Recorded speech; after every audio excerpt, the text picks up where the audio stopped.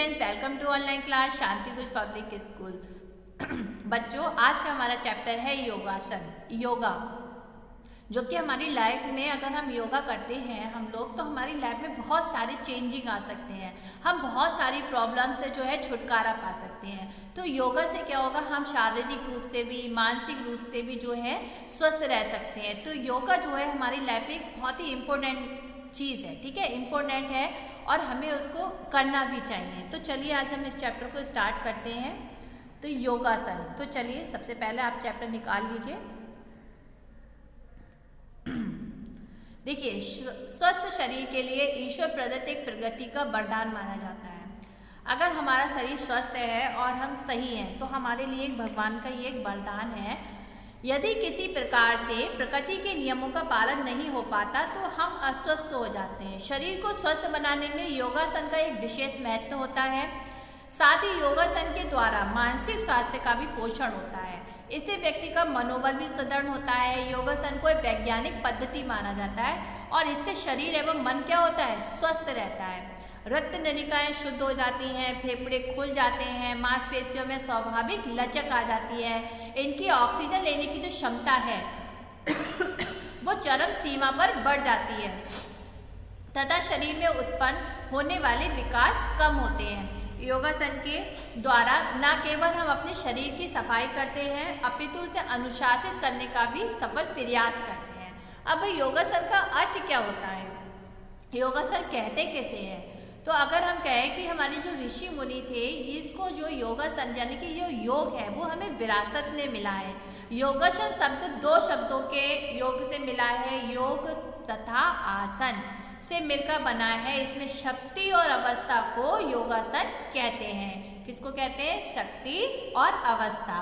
योगासन के अर्थ को समझने के लिए सबसे पहले हम योग एवं आसन इनके शब्दों को अलग अलग हमें समझना चाहिए। तो योग का अर्थ क्या होता है? योग शब्द की उत्पत्ति संस्कृत भाषा के युज धातु से हुई है। किस धातु से हुई है बच्चों?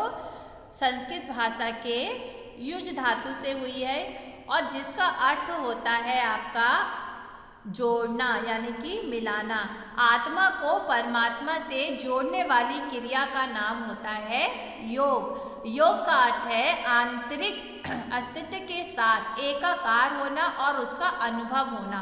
आंतरिक रूप से जब हम योग कर रहे होते हैं तब हमारी आत्मा और परमात्मा का हमसे मिलन होता है। ये एक एकात्मकता तब आती है जब हम सर्वोच्च सत्ता में अपने शरीर और मन के दोहरेपन का विलय कर लेते हैं। मान लीजिए हम शरीर से तो योग कर रहे हैं पर हमारा मन जो है वो इधर उधर भटक रहा है और जब वो मन भटकना बंद हो जाता है और ध्यान लग जाता है, हम उस ध्यान में मग्न हो जाते हैं, तब हम इस स्थिति पर जाते हैं। तो ये विज्ञान क्या होता है, ये व्यक्ति की सच्चाई की तरफ बढ़ता है कि वह हम कौन हैं, किस लिए आए हैं। तो इससे योगासन का जो चरम लक्ष्य होता है वो सच्चाई प्राप्त करता है, जहाँ एक व्यक्ति की आत्मा उसे सर्वोच्च आत्मा यानी कि परमात्मा के साथ एकाकार हो जाती है।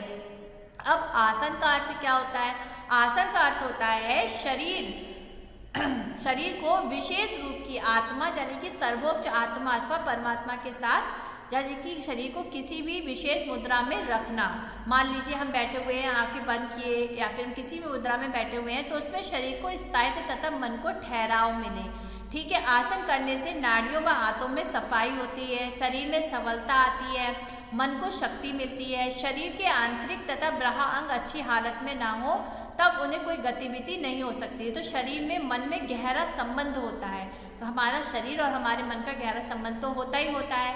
तो अगर हम कहें तो इस प्रकार योगासन शरीर तथा चित्त यानी कि हमारे मन को स्फूर्तिमय करने में विशेष योग देता है। अब योगासन की कुछ परिभाषाएं दी हैं, जैसे कि सबसे पहली है आपकी श्री कृष्ण जी ने कहा है कि उचित शयन एवं जागरण से दुख का नाश करने वाले योग की सिद्धि होती है, ठीक है। दूसरा है भाव प्रकाश। योग के द्वारा शरीर के सुदृढ़ होने से कोई रोग नहीं होता।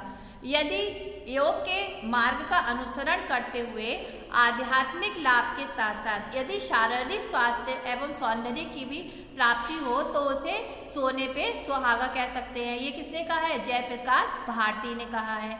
फिर है नित्य योगाभ्यास की आदत न केवल कुछ मनुष्य को संतुलित आकार में लाती है, अपितु कुछ को मानसिक स्वास्थ्य से भी पोषण करती है, जिससे उसकी जो संतुलित यानी कि जो उसकी दिनचर्या होती है उससे उसको क्या मिलता है, संदेश मिलता है। ठीक है, अब योगासन का हमारे जीवन में क्या महत्व होता है तो इनके बारे में जानते हैं। तो योगासन का जीवन में एक विशेष महत्व होता है, क्योंकि शरीर को क्रियाशील रखना आवश्यक है। शरीर एक मशीन की तरह होता है, यदि शरीर को क्रियाशील नहीं रखा जाता तो इसमें क्या लग जाती है, जंग लग जाती है, इसकी क्रियाशीलता में रुकावट आ जाती है। जब हम बहुत कंटिन्यू अगर हम अपने हाथ पैर नहीं चला रहे हैं, हम कोई काम नहीं कर रहे हैं और बहुत दिनों बाद हम किसी काम को करना शुरू करें तो क्या होगा, हमारे शरीर में तुरंत ही दर्द होने लगेगा। ठीक है, तो इसीलिए कहा गया है कि शरीर में भी क्या है, जंग लग जाती है और वह जो क्रियाशील यानी कि हम उतने एक्टिव नहीं रहते जितने एक्टिव हम काम कर सकते थे, तो उसमें रुकावटें आती हैं, वह खराब हो जाती है। इसी प्रकार रूप मशीन की कलपुर्जों की कार्यशीलता की बनाए रखने के लिए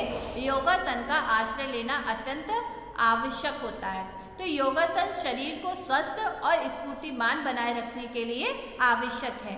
योगासन द्वारा रोग से लड़ने की शक्ति, रोगों से बचाव, कार्य क्षमता में विकास, मन की एकाग्रता, आत्मचिंतन करने में सहायता मिलती है। अब योगासन के महत्व को इसमें होने वाले निम्नलिखित कुछ लाभ होते हैं। जब हम योगासन करते हैं तो उससे हमें क्या क्या लाभ होते हैं। तो सबसे पहला आपका है योगासन में करने में शरीर की हड्डियां, मस्तिष्क, फेफड़े, आपके यकृत, गुर्दे आदि का व्यायाम होता है, क्योंकि जब हम योगासन करते हैं तो हमारा पूरा शरीर एक्टिव होता है, इससे स्वस्थ होते हैं और क्रियाशील बने रहते हैं। योगासन में शरीर में रक्त संचार सुचारू रूप से होता है, यानी कि हमारे जो रक्त है उसका जो खून का जो दौरान है वो सही तरीके से होता है। योगासन में शरीर जो है लोचदार, गतिशील, क्रियाशील और आपका स्फूर्तिवान बनता है। योगासन द्वारा अनेक गंभीर रोगों का निवारण हो सकता है, जैसे कि कब्ज दूर होता है, आपकी स्मरण शक्ति बढ़ती है। प्राणायाम करने से शुद्ध वायु फेफड़ों में जाती है और जीवन शक्ति बढ़ती है। शरीर को संतुलित बनाने में, मोटापा दूर करने में आदि में योगासन बहुत उपयोगी होता है। फिर आपका योगासन करने से मनुष्य व शारीरिक, मानसिक और आध्यात्मिक विकास होता है। योगासन से व्यक्ति की आयु कैसी होती है, लंबी होती है। विकारों शरीर से बाहर, जो बेकार की जो चीज़ें होती हैं हमारे शरीर से, उसको वह बाहर निकाल देता है और हमारे शरीर में एक अद्भुत सी शक्ति आ जाती है और हमारे शरीर की कोशिकाएं जो है वो अधिक बढ़ती हैं, टूटती कम है। योगासन से मानसिक शक्ति में वृद्धि होती है, हमारा जो माइंड होता है वो तेज होता है और आपके व्यक्ति में अधिक इंद्रियों को वश में करने की क्षमता विकसित होती है। योगासन में ना तो कोई विशेष खर्चा होता है और ना ही अधिक पौष्टिक भोजन की आवश्यकता होती है। अब आप देखिए कि एक योगासन करने से आपको कितने सारे लाभ होते हैं, है ना। तो हमें भाई योगासन तो योगा तो करना चाहिए और सबसे मेन पॉइंट मैं आपको बताऊं योगा करने का, यानी कि मेडिटेशन भी करने का आपको क्या लाभ होता है, चलिए मैं आपको बताती हूँ। तो चलिए अभी बताती हूँ मैं आपको, ये देखिए।